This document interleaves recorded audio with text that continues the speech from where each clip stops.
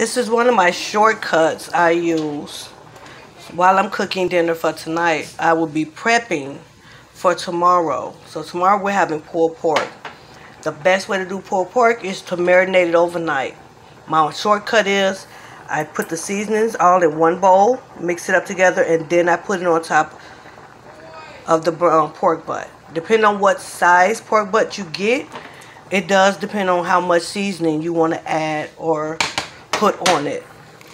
I use dark brown sugar, paprika, pepper, regular salt. So I add a little bit of onion powder and garlic powder, but just a little bit.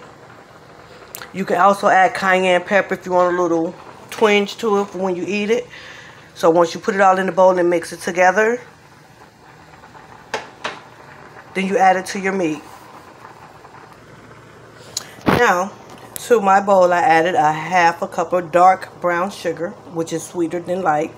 I added a half a teaspoon of salt, a half a teaspoon of paprika.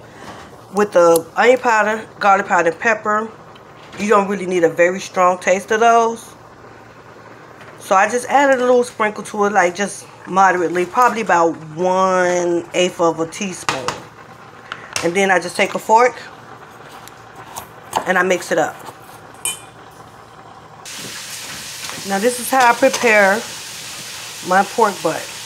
After I wash it, I put little slits in it with my knife on both sides so that when it marinates, it don't just sit on top of the meat, it soaks through. Don't go all the way through because you don't want it to fall apart too soon. And then you have some pieces done before the other piece. The pork butt I get do have a bone in it. You can get the one without the bones, called a Boston butt or a New York cut. Just as long as it's a pork butt, you're good. So don't get too picky with the pieces of meat as long as it's a pork butt. So once I finish putting the slits in it, I place it back in the bowl and I put the marinade on it. As I'm putting it on there, I'm pressing it into the slits.